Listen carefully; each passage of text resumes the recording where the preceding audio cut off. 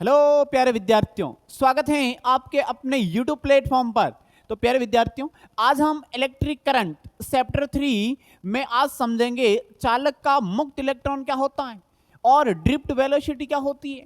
Drift velocity and जो electric current है उसमें क्या रिलेशन है। बहुत सारे ऐसे टॉपिक हैं, उनको अच्छे से डिटेल में कवर करेंगे।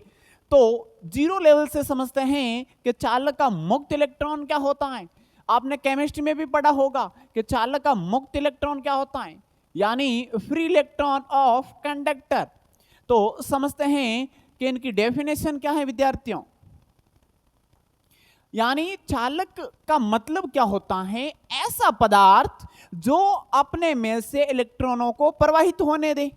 यानी मनुष्य का शरीर भी क्या है, एक प्रकार का चालक है, और सबसे अच्छा चालक है वो क्या है, चांदी है। तो ऐसे चालक पदार्थ जिसमें मुक्त इलेक्ट्रॉन होते हैं, तो इसकी क्या परिभाषा बनती है कि वह इलेक्ट्रॉन जो धातु ठोस पदार्थ के भीतर किसी विशिष्ट परमाणु से बंधे नहीं होते हैं, मुक्त इलेक्ट्रॉन कहते हैं, यह कहलाता है। यानी आपको डायग्राम के अनुसार समझाते हैं। देखो, ये मान लो क्या है, एटम है, तो यहां पे ये क्या होगा, इसका नाभिक होगा। ये क्या होगा, इसका नाभिक। नाभिक में क्या होगा, नाभिक में होगा प्रोटॉन, न्यूट्रॉन होगा, और क्या होगा, इसमें इलेक्ट्रॉन होते हैं, वो उनकी बाहरी कक्षाओं में इलेक्ट्रॉन होते हैं। तो ये क्या है, इलेक्ट्रॉन है। अब आपने परमाणु का जो स्ट्रक्चर है वो भी अच्छे से पढ़ा होगा विद्यार्थियों। तो इनके पास वाली कक्षाओं में, यहां पे समझते हैं कि इनकी जो पास वाली कक्षाएं हैं उनमें इलेक्ट्रॉन क्या होता है। आपको पता है कि नाभिक के अंदर प्रोटॉन और न्यूट्रॉन है, यानी पॉजिटिव चार्ज है, और इनकी पास वाली कक्षाओं में इलेक्ट्रॉन क्या करते हैं, परिक्रमण करते हैं। तो पास वाली कक्षाओं में तो इलेक्ट्रॉन क्या होता है, प्रबल आकर्षण बल से बंधे हुए होते हैं। यानी ये प्रकृति का सबसे प्रबल बल है। कौन सा, कि नाभिक, और नाभिक में प्रोटॉन और पास वाली कक्षाओं में इलेक्ट्रॉनों के मध्य। अब इन इलेक्ट्रॉनों को मुक्त करना क्या है, बहुत कठिन है। और ये इलेक्ट्रॉन जो इलेक्ट्रिक करंट होता है ना, यानी विद्युत धारा के प्रवाह में ये इलेक्ट्रॉन क्या है, मोशन नहीं करेंगे, गति नहीं करेंगे। तो कौन से इलेक्ट्रॉन करेंगे, तो इसकी बाहरी कक्षाओं में, जितनी कक्षाओं की संख्या बाहर होगी, यानी उसको क्या कहेंगे, संयोजी कोश कहेंगे। तो बाहरी कक्षाओं में जो इलेक्ट्रॉन होते हैं वो नाभिक से दुर्बल बंध से बंधे होते हैं, और नाभिक से दुर्बल बंध से बंधे होते हैं। इसका मतलब यही इलेक्ट्रॉन क्या होते हैं, मुक्त इलेक्ट्रॉन होते हैं। और पास वाली कक्षाओं में है उस इलेक्ट्रॉन को क्या कहते हैं, उसको कहते हैं बंद इलेक्ट्रॉन। क्या कहते हैं, बंद इलेक्ट्रॉन। ये इलेक्ट्रॉन विद्युत धारा में इनका कुछ योगदान नहीं है। किसका योगदान है, मुक्त इलेक्ट्रॉनों का। अब ये मुक्त इलेक्ट्रॉन, इसकी परिभाषा तो आपको अच्छे से समझ में आ चुकी होगी विद्यार्थियों कि मुक्त इलेक्ट्रॉन की परिभाषा क्या है। एक बार वापस रिपीट कर लेते हैं। वह इलेक्ट्रॉन जो धातु ठोस पदार्थ के भीतर किसी विशिष्ट परमाणु से बंधे नहीं होते हैं, मुक्त इलेक्ट्रॉन कहलाते हैं। अब इसकी क्या क्या विशेषताएं हैं, विशेषता भी समझ लेते हैं। यानी ये मुक्त इलेक्ट्रॉन है ना, वो कौन से कोश के हैं, संयोजकता कोश के इलेक्ट्रॉन है। संयोजकता कोश के इलेक्ट्रॉन।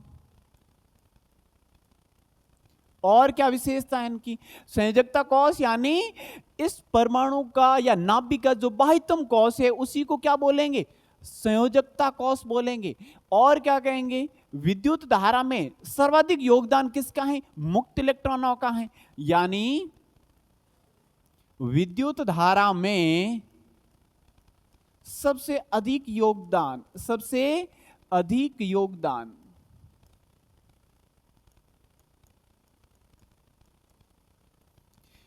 किसका होता है, इस फ्री इलेक्ट्रॉन का होता है। और क्या कह सकते हैं, यानी ये इलेक्ट्रॉन, यानी मुक्त इलेक्ट्रॉन, मुक्त इलेक्ट्रॉन नाभिक से, मुक्त इलेक्ट्रॉन नाभिक से दुर्बल बंध से बंधे होते हैं, दुर्बल बंध से बंधे होते हैं।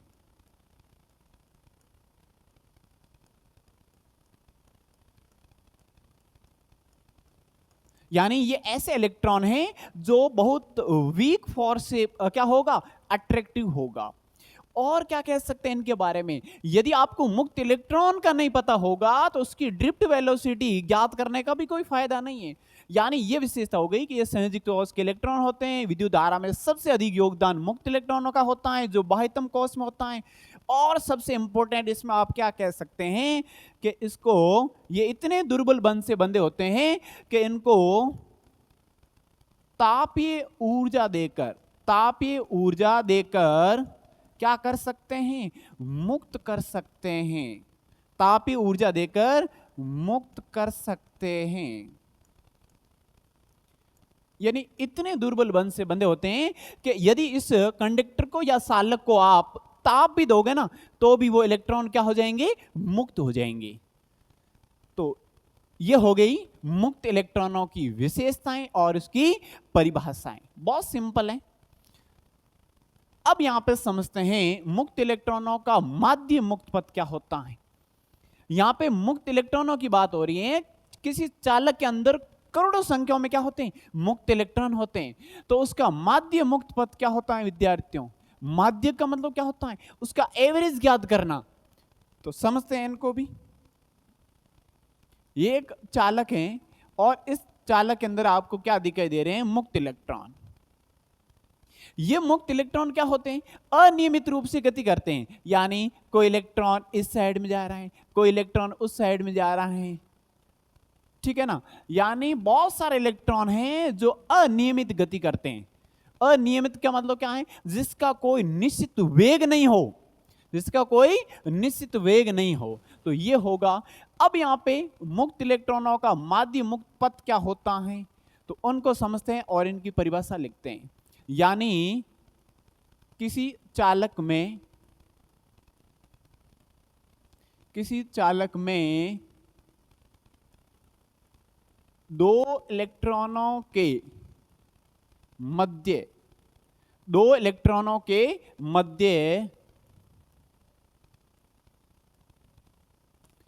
टक्कर में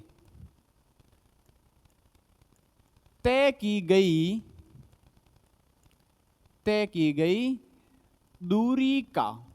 यानी यहां पे आपको पहले डेफिनेशन को समझना है और वो क्या है कि मान लेते हैं ये चालक हैं और अलग से इसमें बना के समझा देते हैं कि ये मान लो कोई चालक है और इसमें एक ये इलेक्ट्रॉन है और दूसरा एक और इलेक्ट्रॉन है यहां पे। तो ये इलेक्ट्रॉन इनसे जब टक्कर करेगा तो टक्कर करने में दूरी तय करेगा। क्या करेगा? दूरी तय करेगा। तो दो इलेक्ट्रॉन, किसी चालक में दो इलेक्ट्रॉन के मध्य टक्कर में, यानी ये इलेक्ट्रॉन यहां पर टक्कर करने जाएगा तो टक्कर में कितनी डिस्टेंस तय करता है, यानी कितनी दूरी तय करता है। ये तो बात होगी दो इलेक्ट्रॉनों के मध्य। लेकिन आपको पता है किसी चालक के अंदर करोड़ों संख्या में क्या होते हैं? इलेक्ट्रॉन्स होते हैं। तो वो एक दूसरे से सभी इलेक्ट्रॉन क्या करते हैं? टक्कर करते हैं।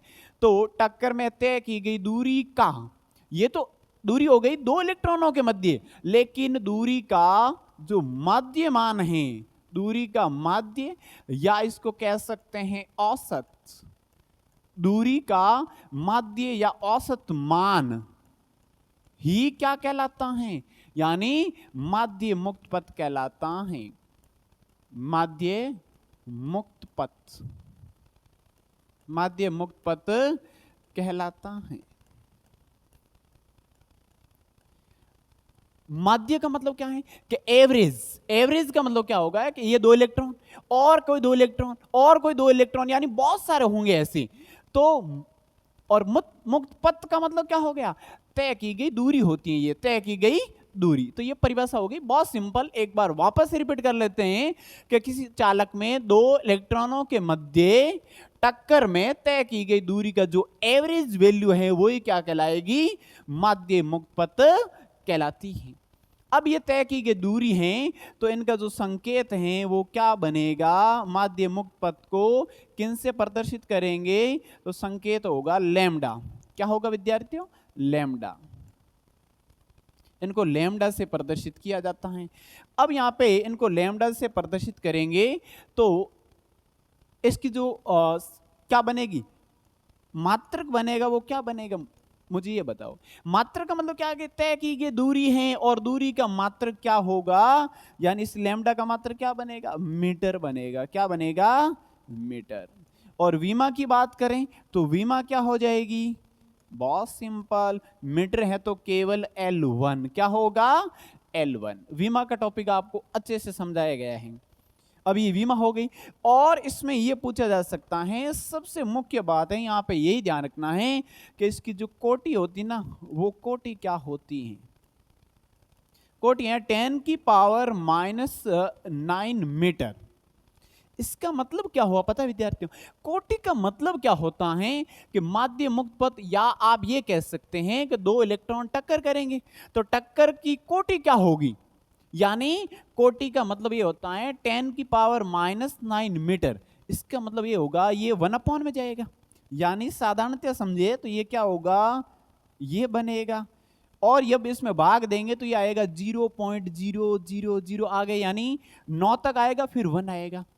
इसका मतलब ये हुआ कि इलेक्ट्रॉन करोड़ों संख्या में है तो बहुत पास पास में, तो एक इलेक्ट्रॉन दूसरे इलेक्ट्रॉन से टक्कर में मिनिमम दूरी कितनी होती है, मिनिमम दूरी को ही बोलते हैं इसकी कोटि, यानी इतने डिस्टेंस से इलेक्ट्रॉन टक्कर करेंगे तभी क्या होगा, इतने पास में, इतनी ये दूरी बहुत मिनिमम है दूरी ये, और इतनी इनकी कोटि होनी चाहिए, यानी मिनिमम कोटि ये है, इनसे कम कोटि का यहाँ पे इलेक्ट्रॉन दूरी तय नहीं करेंगे। ये बात हो गई मुक्त इलेक्ट्रॉनों का माध्य मुक्त पथ। तो ऑफुली यहां तक आपको समझ में आ चुका होगा। अब यहाँ पे नेक्स्ट टॉपिक है हमारा श्रांति काल, रिलैक्सेशन टाइम। श्रांति काल का मतलब क्या होता है, यहाँ पे काल का मतलब क्या होगा, समय होगा। इनसे रिलेटेड टॉपिक है, बहुत सिंपल है, वापस एक बार देख लें। यहाँ पे इसमें तो क्या था, दो इलेक्ट्रॉनों के मध्य टक्कर में तय की गई डिस्टेंस थी, लेकिन इसमें क्या होगा, डिस्टेंस की जगह, दूरी की जगह क्या रख लो, समय रख लो, यानी वो समय क्या होगा, श्रांति काल या रिलैक्सेशन टाइम। चलो इनकी डेफिनेशन को भी लेके देते हैं, क्या है विद्यार्थी, यानी सबसे पहले यहां पे आपको समझा रहे हैं कि एक बार वापस देख लीजिए कि ये मान लो कोई चालक है,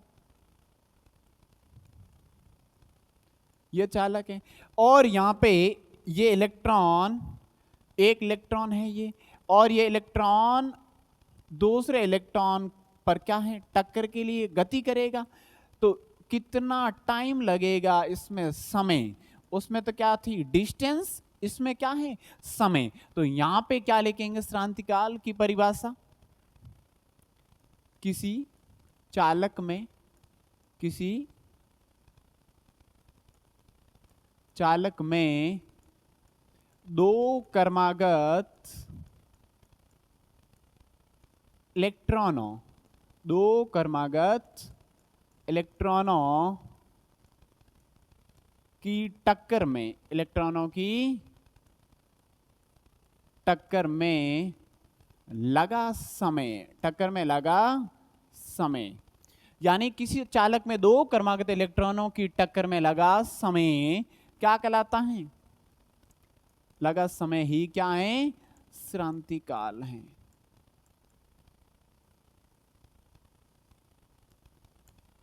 ये हो गई इसकी परिभाषा कि दो इलेक्ट्रॉन टक्कर करेंगे तो टक्कर में कितना टाइम लगेगा, वही क्या होगा, श्रांति काल होगा। इनको किन से डिनोट किया जाता है विद्यार्थियों, यानी श्रांति काल को किन से प्रदर्शित करेंगे, या इसका संकेत क्या होगा, वो संकेत होगा यहाँ पे टॉ होगा। क्या होगा विद्यार्थियों, टॉ। ठीक है, अब यहाँ पे इसका मात्रक क्या होगा, क्योंकि ये क्या है विद्यार्थियों, ये श्रांति काल समय है, और समय का मात्रक क्या होगा, समय का होगा सेकंड। क्या होगा विद्यार्थियों, सेकंड। और वीमा की बात करें तो वीमा क्या हो जाएगी, T1। क्या हो जाएगी, T1। ओके, अब इसकी कोटि क्या होगी, इसकी कोटि क्या होगी विद्यार्थियों, इसकी कोटि होगी 10 की पावर माइनस, क्या होगा, माइनस का 14, और यहां पे क्या होगा, सेकंड होगा, 10 की पावर माइनस 14 सेकंड होगा, ये क्या होगा, इसकी कोटि होगी। यानी इसका मतलब ये हुआ कि 1/10 की पावर क्या आएगा, 14 आएगा। उसका मतलब ये हुआ कि ये इतने समय में यदि वो टक्कर करेंगे तो उसको क्या कहेंगे, श्रांति काल कहेंगे, ये उसकी कोटि होती है। तो कोटि का मतलब क्या है, आपको थोड़ा सा ध्यान रखना है, यानी इनसे कम समय में टक्कर करेगा तो वो टक्कर क्या होगा, इलेक्ट्रॉन बहुत पास पास में होगा, वो टक्कर में काउंट नहीं होगा। कि थोड़ा तो इसमें डिस्टेंस होनी चाहिए, कुछ तो समय लगना चाहिए कि टक्कर हो रही है, क्योंकि इलेक्ट्रॉन बहुत पास पास में होते हैं तो उनको टक्कर में लगा समय एक मिनिमम ये होना चाहिए, इनसे ज्यादा हो सकता है लेकिन कम नहीं। तो ऑफुली यहां तक कि आपको समझ में आ चुका होगा, सनंतिकाल बहुत सिंपल डेफिनेशन है। अब यहां पे आगे समझते हैं अगला टॉपिक, इलेक्ट्रॉनों की अनियमित गति, ब्राउनी गति भी कह सकते हैं, जिगजैग गति भी इसमें कह सकते हैं, एक रैंडमली मोशन भी कह सकते हैं, यानी यादृच्छिक गति। यानी इसको कितने नाम से जाना जाता है, एक बार वापस देखें, इलेक्ट्रॉनों की अनियमित गति, ब्राउनी गति, जिगजैग गति और रैंडमली मोशन, और कह सकते हैं यादृच्छिक गति। यानी अनियमित का मतलब क्या है कि मान लेते हैं कि कोई ये चालक पदार्थ हैं, डायग्राम के अकॉर्डिंग इसमें समझते हैं विद्यार्थियों, ये क्या हैं, कोई चालक पदार्थ है, ये क्या हैं, कोई चालक पदार्थ हैं, यानी एक ऐसा पदार्थ जो अपने में से इलेक्ट्रॉनों को प्रवाहित होने दे, मतलब ये ऐसा पदार्थ है, हाँ भाई अपने में से तुम निकल सकते हो, गुजर सकते हो, तो ये क्या होगा, इलेक्ट्रॉनों का परवाह करेगा। लेकिन यहां पे क्या बात आ रही है कि अनियमित गति का मतलब क्या हुआ कि ये इलेक्ट्रॉन है वो क्या करेगा, कभी ऐसे गति करेगा, कभी ऐसी गति करेगा, कभी ऐसी, यानी अनियमित रूप से गति करता रहता है ये देखो अनियमित रूप से गति करेगा, यानी इसकी कोई निश्चित डायरेक्शन नहीं है, ठीक है ना। इनका यहाँ पे आप एग्जाम्पल भी देके बता सकते हैं कि मान लेते हैं कोई ऐसा स्टूडेंट है जिनके ऊपर कोई प्रेशर नहीं है, बिल्कुल ठीक है ना, बिल्कुल टेंशन फ्री है, करियर का कोई भी टेंशन नहीं है, तो फिर वो क्या करेगा, इधर उधर भटकेगा, यानी कभी कोई किसी का एग्जाम देगा, कहीं कोई दूसरे फील्ड में जाएगा और अपना जो लक्ष्य है उस पर अडिग नहीं होगा, यानी वो अनियमित हैं, वो भटका हुआ है। तो ये भी क्या होगा, क्यों भटका हुआ है, क्योंकि इसके ऊपर क्या है, जो इलेक्ट्रिक करंट है वो इस पर आरोपित नहीं है, यानी इस पर कोई भी प्रेशर नहीं है, तो यह अनियमित गति कर रहा है, और अनियमित गति कर रहा है तो उसी को क्या कहेंगे, इलेक्ट्रॉनों की अनियमित गति, ब्राउनी गति या जिगजैग मोशन। तो बहुत सिंपल है टॉपिक, इसमें यहां पे लेके लेते हैं सबसे पहले कि अनियमित गति क्या होती है विद्यार्थियों। अनियमित गति का मतलब ये होता है कि सबसे पहले आपको यही बताना होगा कि जो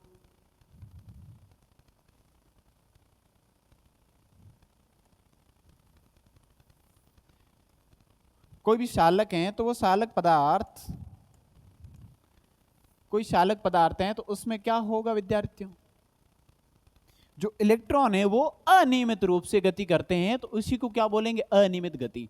तो सबसे पहले यहां पे मोस्ट लिखेंगे पॉइंट, तो वो क्या होगा, यदि किसी चालक पर विद्युत क्षेत्र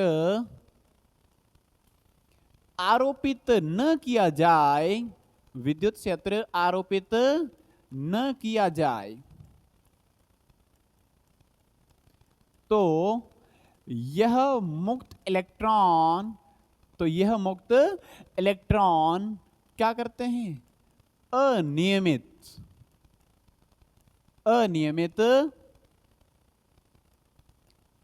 वेग व दिशा में, वेग भी अनियमित होगा और डायरेक्शन भी क्या होगी, निश्चित नहीं होगी, तो अनियमित वेग व दिशा में गति करते हैं। यहां पे जो ध्यान देने योग्य बात है वो कौन सी है विद्यार्थियों, वो बात है विद्युत क्षेत्र, इलेक्ट्रिक फील्ड, या इसको कह सकते हैं कि ये किसी चालक पदार्थ होता है, ये किसी परिपथ से नहीं जुड़ा हुआ है। कोई परिपथ होता है जैसे कोई भी खुला वायर होता है जिनको किसी भी परिपथ से नहीं जोड़ा जाता है, तो उस कंडीशन में उसमें इलेक्ट्रॉन होते हैं। गति भी करते रहते हैं, तो वही क्या होगी, अनियमित गति। यानी उस पर क्या है, उस पर विद्युत क्षेत्र या आप कह सकते हैं वोल्टेज आरोपित नहीं है। और वोल्टेज आरोपित नहीं है, उसी कंडीशन में ये इलेक्ट्रॉन क्या होंगे, अनियमित गति करेंगे। ठीक है, यानी ये हो गई ब्राउनी गति।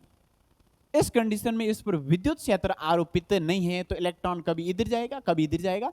और इसमें मुख्य ध्यान देने योग्य बातें कौन सी हैं, एक और बात यहां पे आपको ध्यान रखनी है विद्यार्थियों, कि इस कंडीशन में जो एवरेज जो वेलोसिटी है, यानी औसत, या इसको आप कह सकते हैं माध्य वेग, माध्य वेग क्या होता है, शून्य होता है। क्या होता है विद्यार्थियों, शून्य होता है। यानी एक इलेक्ट्रॉन ऐसे घूम रहा है, दूसरा एक और इलेक्ट्रॉन होगा, वो भी क्या करेगा, अपनी मन मर्जी करेगा और इधर उधर घूमता रहता है। तो सभी इलेक्ट्रॉनों का आप ये कह रहे हैं कि इसमें चालक तार में करोड़ों संख्या में इलेक्ट्रॉन है, वो इलेक्ट्रॉन सभी इधर उधर घूम रहे हैं, जैसे कोई शादी में गया हो और इधर उधर सभी घूम रहे हैं, ठीक है ना, जिसका कोई उद्देश्य नहीं है। तो उस कंडीशन में इनका जो एवरेज जो वेलोसिटी है, जो औसत वेग है, वो क्या काउंट होता है विद्यार्थियों, शून्य काउंट होता है। कैसा, इलेक्ट्रॉन घूमते ही रहे, हमें कोई मतलब नहीं है, तो औसत वेग क्या हो जाएगा, शून्य। किस कंडीशन में, इस पर कोई भी विद्युत क्षेत्र इलेक्ट्रिक फील्ड क्या है, आरोपित नहीं है। अब हम समझते हैं अनुगमन वेग या ड्रिफ्ट वेलोसिटी। इनको अपवाह वेग भी कह सकते हैं, अपवहन वेग भी कह सकते हैं। तो विद्यार्थियों ये बहुत सिंपल टॉपिक होगा। अभी आपने क्या पढ़ा, अनियमित वेग पढ़ा, मुक्त इलेक्ट्रॉनों का अनियमित वेग। लेकिन हम डायग्राम की सहायता से समझते हैं कि अपवहन वेग क्या होता है। यानी इसमें तो हमने क्या समझा था उनसे पहले कि इलेक्ट्रॉन अनियमित रूप से गति करते हैं, कब, जब इस पर विद्युत क्षेत्र आरोपित न किया जाए। लेकिन इस स्थिति में या इस डायग्राम में आप क्या देख पा रहे हो कि ये एक चालक है, इस चालक को किनसे कनेक्ट किया है, बैटरी से कनेक्ट किया है। किनसे किया है, बैटरी से। बैटरी का ये पॉजिटिव टर्मिनल है, ये नेगेटिव टर्मिनल है। जब इस चालक को बैटरी से क्या करोगे, कनेक्टेड करोगे, तो उस कंडीशन में पॉजिटिव से करंट का फ्लो होगा नेगेटिव की ओर, और इलेक्ट्रॉनों का जो प्रवाह होगा ना, वो उनके ऑपोजिट साइड में होगा। वो क्या होगा, ये इलेक्ट्रॉन है वो इस डायरेक्शन में गति करेंगे, इस डायरेक्शन में। यानी धन टर्मिनल की ओर इलेक्ट्रॉन क्या करेंगे, मूव करेंगे। ये धन टर्मिनल की ओर इलेक्ट्रॉन मूव करेंगे सभी। अब यहां से आप क्या कॉन्सेप्ट समझ सकते हैं विद्यार्थियों, कि इनसे पहले वाली स्थिति में जब विद्युत क्षेत्र आरोपित नहीं किया, उस स्थिति में इलेक्ट्रॉन अनियमित रूप से घूम रहे थे।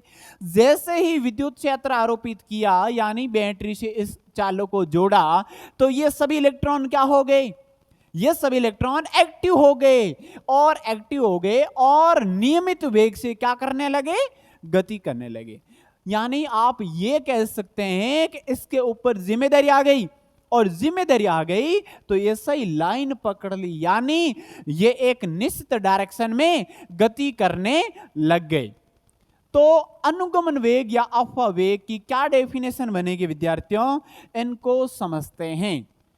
अभी क्या बताया कि अनुगमन वेग या क्या होगा, कि जब किसी चालक पर विद्युत क्षेत्र आरोपित किया जाए, तो उस स्थिति में चालक में इलेक्ट्रॉन एक नियत वेग से क्या करने लगेंगे, गति करने लगेंगे, और वो नियत वेग ही क्या होगा, ड्रिफ्ट वेलोसिटी होगा विद्यार्थियों, यानी अनुगमन वेग कहलाएगा। चलो लिखते हैं परिभाषा।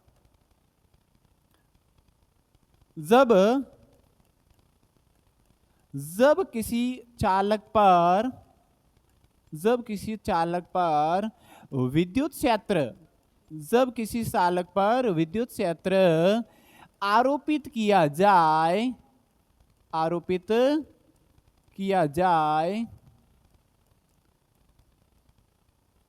तो यह इलेक्ट्रॉन, तो यह कौन सा इलेक्ट्रॉन? मुक्त इलेक्ट्रॉन। तो यह मुक्त इलेक्ट्रॉन एक निश्चित और क्या कह सकते हैं, नियत, निश्चित या नियत वेग से, नियत वेग से गति करने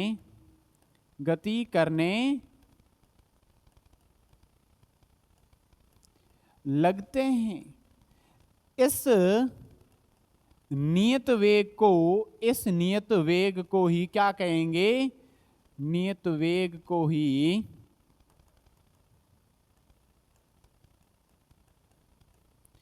अपवाह वेग कहते हैं, अपवाह वेग कहते हैं।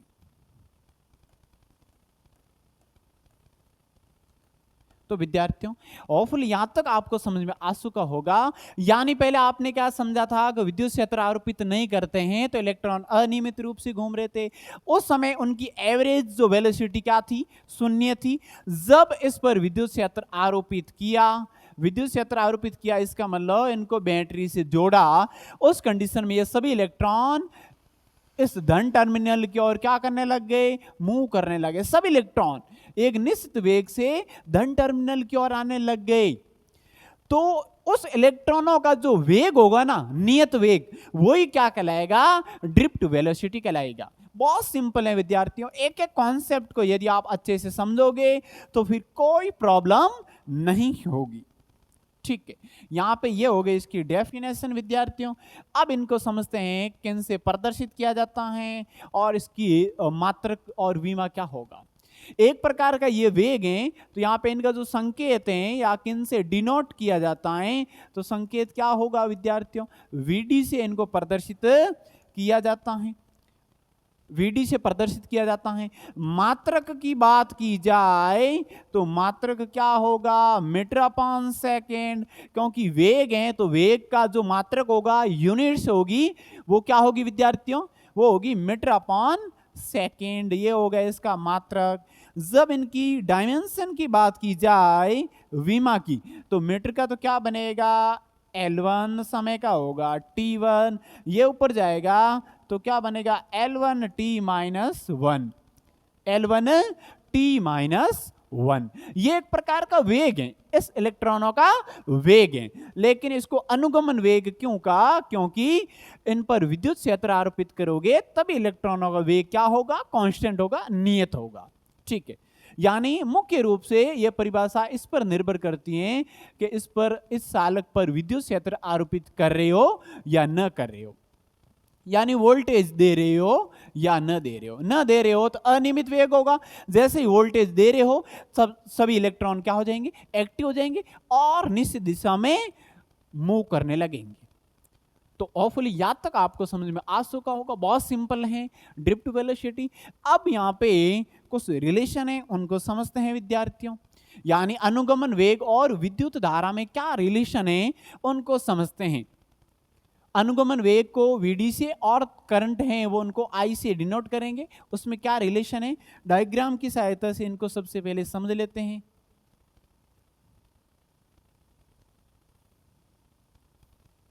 ये कोई एक चालक तार है। अच्छे से डिटेल में एक एक पॉइंट को अच्छे से समझेंगे विद्यार्थियों। ये क्या है? चालक। ये एक चालक है और इनको जब परिपथ से जोड़ेंगे, यानी यहां पे पॉजिटिव, यहां पे नेगेटिव, पॉजिटिव नेगेटिव, ये क्या हो गई? ये हो गई बैटरी। और यहां पे डॉट लगाएंगे यानी ये कुंजी, और ये इनका सिरा ये ऐड करोगे, ये क्या बनेगा? कुंजी। ये है बैटरी। ये परिपथ क्या है? पूर्ण हुआ। ये है कुंजी। अच्छे से टॉपिक को समझेंगे विद्यार्थियों। यहां पे जब डॉट को लगाया जाए तो ये कौन सी स्थिति में है? ये ऑन स्थिति में है। ऑन का मतलब क्या है? सतत रूप से इस पूरे परिपथ में करंट का क्या होगा? फ्लो होगा। ठीक है, यहां पे क्या है? ये आई, और ये भी क्या होगा? आई, करंट यानी धारा। जैसे ही बैटरी से जोड़ोगे, डॉट लगाओगे, यानी कुंजी ऑन है, उस कंडीशन में क्या होगी, धारा प्रवाहित होगी। और ये चालक हैं, यहां पे क्या मान लेते हैं, ए, यहां पे बी। तो यहां पे क्या हो गया कि ए भी एक चालक है, ए भी एक चालक है, और इसमें जो इलेक्ट्रॉन हैं, ये इलेक्ट्रॉन क्या करेंगे, इस धन टर्मिनल की ओर क्या करेंगे, मूव करेंगे, गति करेंगे। ठीक है, धन टर्मिनल की ओर मूव करेंगे। आपको पता है करंट की विपरीत डायरेक्शन में इलेक्ट्रॉनों का क्या होगा, यहां पे धन टर्मिनल की ओर, या फिर कह सकते हैं करंट की विपरीत दिशा में क्या होगा, इलेक्ट्रॉनों का प्रवाह होगा। ठीक है, ये तो बात हो गई इस डायग्राम की। हम यहां पे क्या मान लेते हैं, ये चालक तार हैं, इसकी जो डिस्टेंस है वो क्या है, डिस्टेंस विद्यार्थियों, इस चालक की डिस्टेंस है वो क्या है, एल लंबाई का चालक है। और ये वेग कौन सा कहलाएगा, वेग अभी तो हमने समझा था ना, कौन सी वेलोसिटी, ड्रिफ्ट वेलोसिटी। और इसमें भी आप क्या देख पा रहे हो, करंट फ्लो हो रहा है, तो इलेक्ट्रॉनों का जो वेग होगा वो क्या होगा, वीडी, और उसकी जो डायरेक्शन होगी, क्योंकि वेग कौन सी राशि है, वेग वेक्टर क्वांटिटी है, यानी सदिश राशि है, तो इसकी दिशा होगी इस दिशा में, यानी धन टर्मिनल की ओर। हमें करंट और जो ड्रिफ्ट वेलोसिटी है उसमें रिलेशन क्या करना है, फाइंड आउट करना है। तो ये बना हमारा डायग्राम। और यहां पे लिख लेते हैं कि ये चालक हैं, इसकी लंबाई तो क्या है विद्यार्थियों, एल लंबाई का चालक है, और इसके जो अनुप्रस्थ काट क्षेत्रफल हैं वो क्या है, ए। अनुप्रस्थ काट क्षेत्रफल क्या है, ए। अनुप्रस्थ काट क्षेत्रफल का मतलब क्या होता है, कोई वायर होता है वो बेलनाकार होता है, तो उनका जो सिरा होता है वो सिरा किस रूप में होता है, वो वर्त के रूप में होता है। ठीक है, ये बना हमारा डायग्राम। इस डायग्राम के अकॉर्डिंग हम क्या करेंगे, ड्रिफ्ट वेलोसिटी और करंट में क्या करेंगे, रिलेशन फाइंड आउट करेंगे। ठीक है,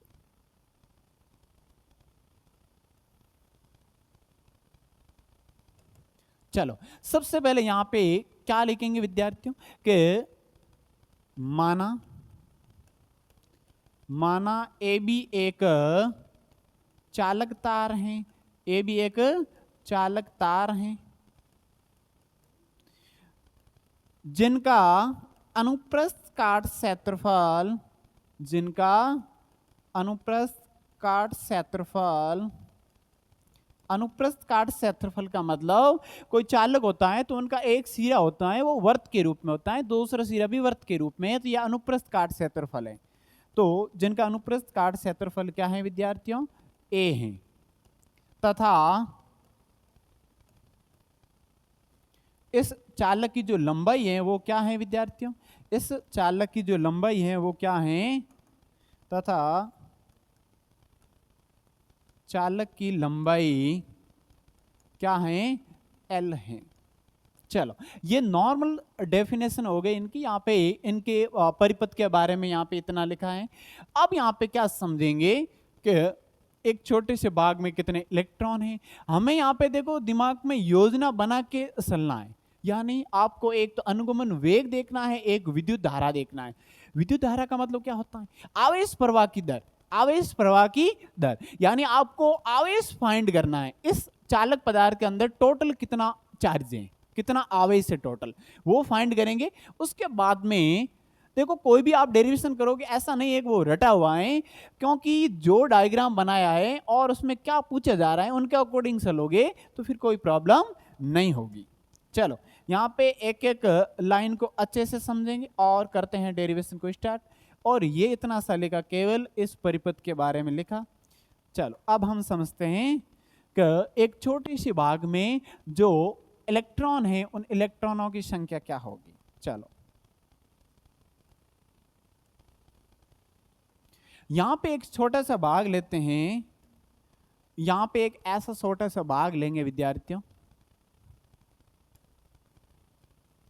ये पूरा सालक है, हम यहाँ पे एक छोटा सा भाग लेते हैं, ये अनुप्रस्थ काट क्षेत्रफल एक छोटा सा लेंगे और इसमें हम मान लेते हैं, यहाँ पे लिखते हैं कि माना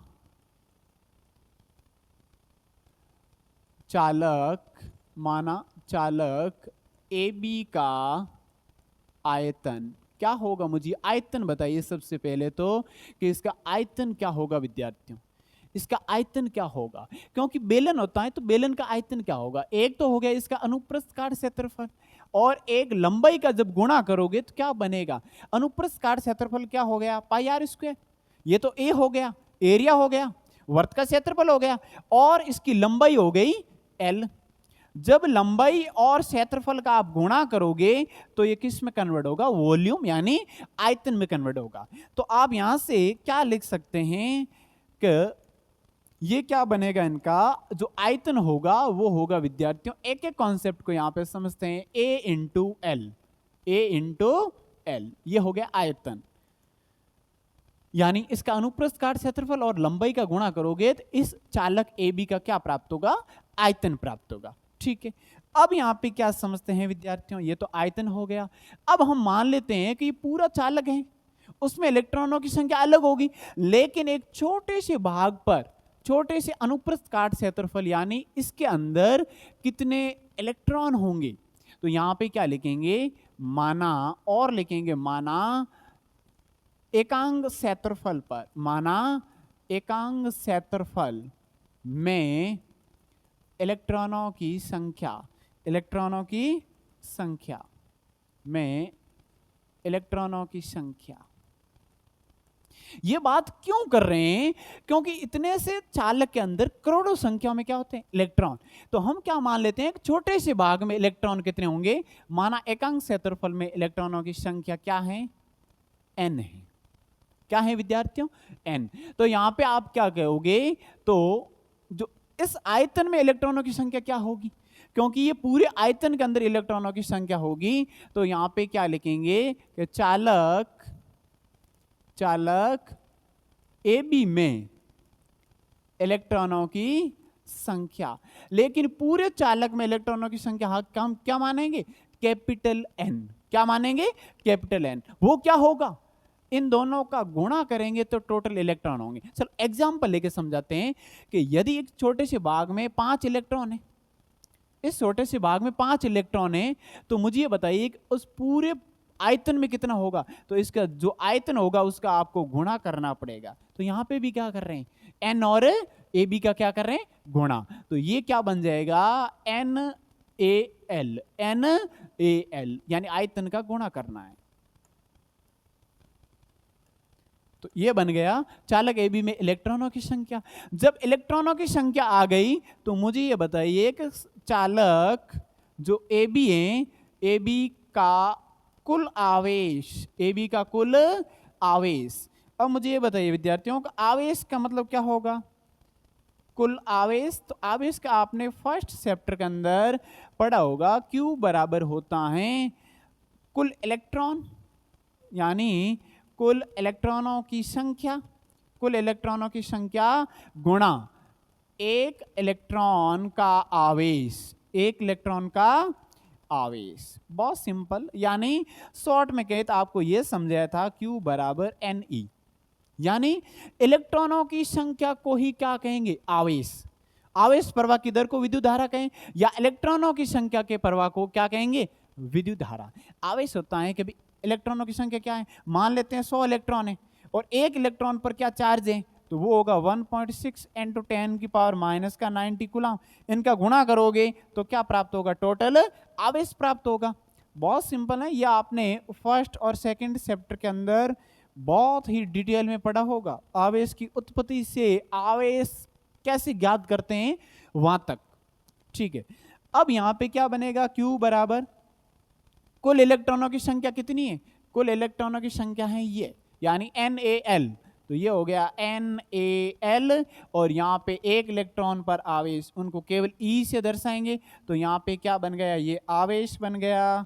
क्या बन गया विद्यार्थियों, आवेश। चलो यहां तक बन गया आवेश।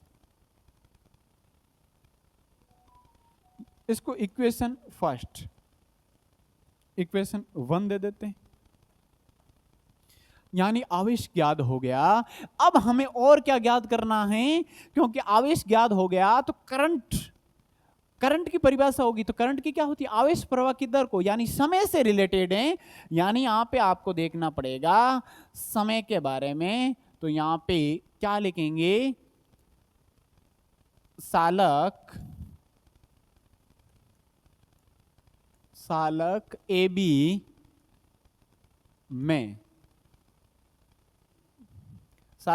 में इलेक्ट्रॉनों को पार करने में लगा समय। सालक ए बी में इलेक्ट्रॉनों को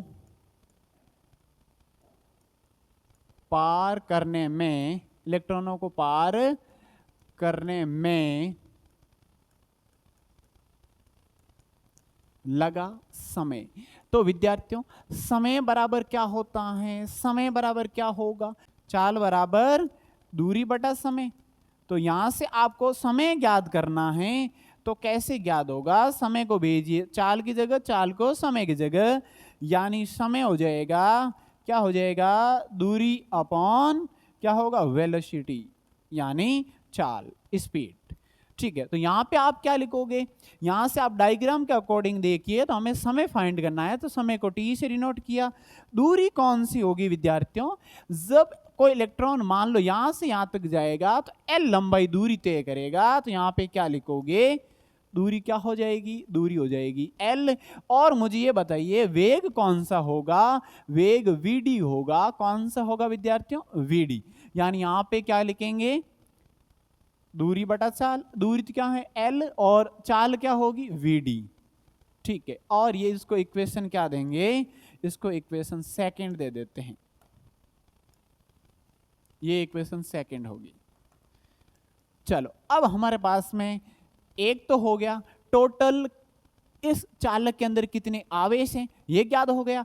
और एक क्या ज्ञात हो गया कि कितना समय लगता है बी से ए तक इलेक्ट्रॉनों को पार करने में, चालक को पार करने में। अब यहां पे हमारा डेरिवेशन लगभग कंप्लीट है विद्यार्थियों। अब विद्युत धारा में संबंध पूछा है, तो यहां पे लिखेंगे विद्युत धारा की परिभाषा से, विद्युत धारा की परिभाषा से। और विद्युत धारा की परिभाषा क्या होती है विद्यार्थियों? वो होती है I बराबर Q बटा टी। I बराबर Q बटा टी, यानी प्रति सेकंड आवेश प्रवाह, प्रति सेकंड आवेश प्रवाह। ठीक है, ये इनको इक्वेशन दे देते हैं थर्ड। अब यहां से आप क्या देख पा रहे हो कि समीकरण एक में किसकी मान है? यहाँ पे Q का मान है, और समीकरण 2 में T का मान है। दोनों वैल्यू कहां पे रखिए? थर्ड इक्वेशन में। तो यहां पे लिखेंगे विद्यार्थियों कि समीकरण 1 व 2 का मान, समीकरण 1 व 2 का मान किस में रखेंगे? समीकरण 3 में रखने पर, समीकरण 3 में रखने पर। चलो रखेंगे तो क्या प्राप्त होगा? समीकरण 3 है I बराबर Q, Q की जगह क्या लिखेंगे? NaLe, डायरेक्ट याद रखें, ना लें। और अपॉन में टाइम होगा, तो टाइम की जगह यहां पे आप क्या लिखोगे? L अपॉन में क्या हो जाएगा? VD, L upon VD। अब यहां से आप क्या देख पा रहे हो? L से L कैंसिल आउट हो जाएगा, VD ऊपर जाएगा, तो I बराबर क्या प्राप्त हुआ? NaeVD। I बराबर क्या प्राप्त हुआ? NaeVD। जहां N क्या है? एकांक भाग में इलेक्ट्रॉनों की संख्या, ए क्या है? उस सालक का अनुप्रस्थ काट क्षेत्रफल, ई क्या है? एक इलेक्ट्रॉन पर आवेश, और वीडी क्या है? उस इलेक्ट्रॉनों का ड्रिफ्ट वेलोसिटी, अनुगमन वेग। अब मुझे ये बताइए कि आपका जो टॉपिक था वो क्या था? अनुगमन वेग और विद्युत धारा में संबंध। तो आप ये ध्यान रखना है कि वेग या चाल कब आएगी? चाल बराबर दूरी बटा समय से। धारा की परिभाषा क्या होगी? आवेश प्रवाह की दर, आवेश प्रवाह की दर। तो कॉन्सेप्ट आपको यही ध्यान रखना है कि एक तो समय ज्ञात करना है, एक आवेश ज्ञात करना है, दोनों ज्ञात किए रखा, और L से L कैंसिल आउट हो गया। कैंसिल आउट होने का मतलब ये है कि ये ड्रिफ्ट वेलोसिटी है ना, इलेक्ट्रॉनों का जो वेग, वो इसके लेंथ पर निर्भर नहीं करता है कि सालक चाहे कितना ही लंबाई का हो, कोई मैटर नहीं करेगा। तो हमें क्या रिलेशन प्राप्त हुआ? रिलेशन ये प्राप्त हुआ I बराबर NaeVD। और यही किस किस में संबंध है विद्यार्थियों? यही संबंध है विद्युत धारा और अनुगमन वेग में संबंध। अब यहां पे आप क्या देख पा रहे हो इनसे भी कि ये दोनों अंश में हैं, तो यहां पे आप क्या लिख सकते हैं? अर्थात जो आई है ना वो समानुपाती है वीडी के। आई समानुपाती वीडी का मतलब क्या है कि आप जितना यहां पे ज्यादा करंट फ्लो कराओगे, धारा जितनी ज्यादा होगी, ये इलेक्ट्रॉन उतने ही तेज गति से एक निश्चित वेग में आगे दौड़ेंगे। यानी जितना ज्यादा इस पर बल लगेगा उतना ही ज्यादा ये इलेक्ट्रॉन दौड़ेंगे और एक निश्चित वेग से दौड़ेंगे। उसी को क्या बोलते हैं? अनुगमन वेग, यानी ड्रिफ्ट वेलोसिटी। यानी इस रिलेशन से, यानी इन दोनों के रिलेशन से आप ये भी बता सकते हैं कि जितना ज्यादा परिपथ में करंट फ्लो कराएंगे उस इलेक्ट्रॉनों का वेग उतना ही ज्यादा होगा। ये समानुपाती है, तो आप ये भी कह सकते हैं कि इसका जो वक्र होगा वो क्या बनेगा? ये आई करंट हो गया, ये वीडी हो गया, ये एक दूसरे के समानुपाती हैं, यानी ये समानुपाती का वक्र हो गया। तो आई समानुपाती वीडी, और यही फाइनल रिलेशन है, आप हमेशा ध्यान रखना विद्यार्थियों। ठीक है, अब ये हमारा टॉपिक कंप्लीट होता है। अब एक और रिलेशन है, उनको भी समझते हैं, यानी अनुगमन वेग व धारा घनत्व में संबंध। तो विद्यार्थियों, अनुगमन वेग तो आपने अच्छे से पढ़ा होगा कि किसी साल के अंदर जब आप विद्युत क्षेत्र आरोपित करोगे तो इलेक्ट्रॉन एक निश्चित वेग से भागेंगे। वही क्या था? वही था अनुगमन वेग। लेकिन धारा घनत्व भी टॉपिक आपने पहले पढ़ के आए हो। धारा घनत्व का मतलब क्या होता है? 1 मिनट में वापस इनको थोड़ा रिवाइज कर लेते हैं विद्यार्थियों। कि ये मान लो कोई चालक है और इनका अनुप्रस्थ काट क्षेत्रफल ए है, और इसके चालक के अंदर जब क्या होगा? करंट फ्लो होगा आई, तो धारा घनत्व क्या था कि एकांग अनुप्रस्थ काट क्षेत्रफल में, यानी ये वायर हैं तो उनके छोटे से भाग में कितना करंट फ्लो हो रहा है, यानी आई बटा क्या था? ए। जे बराबर क्या था? धारा घनत्व को जे से प्रदर्शित किया था, और जे बराबर आई बटा ए, यानी एकांग अनुप्रस्थ काट क्षेत्रफल में से प्रवाहित होने वाला जो करंट है उसी को क्या बोलेंगे? धारा घनत्व, इलेक्ट्रिक डेंसिटी। क्या बोलेंगे?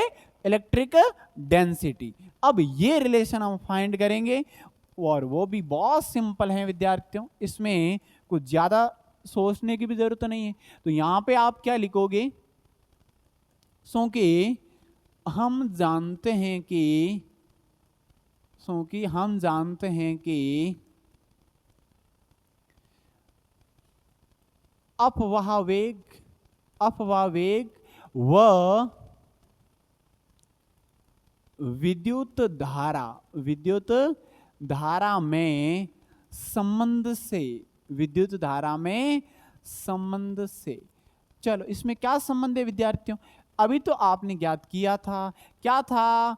I बराबर NaEVD। चलो ये संबंध था, इसको आप इक्वेशन फर्स्ट दे दें। यानी अपवेग व विद्युत धारा में संबंध है ये वाला, अभी तो आपने ये ज्ञात किया है। तो डायरेक्ट आप रिलेशन भी ध्यान रख सकते हैं, और इस रिलेशन से अब यहां पे ये तो हो गया धारा और अनुगमन वेग में संबंध। लेकिन आप यहां पे क्या लिखोगे? धारा घनत्व की परिभाषा से, धारा घनत्व की परिभाषा से, धारा घनत्व की जो परिभाषा है वो क्या है विद्यार्थियों?